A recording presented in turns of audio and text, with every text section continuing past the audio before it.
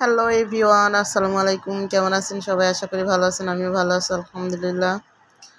নিয়ে আসলাম একটা মাছ রান্নার রেসিপি।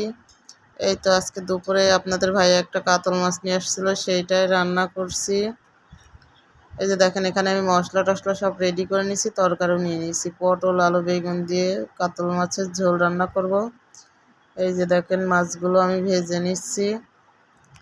মাছগুলো আমার ভালো করে ভাজা হয়ে গেছে। এখন আমি মশলাটা দিয়ে দিলাম।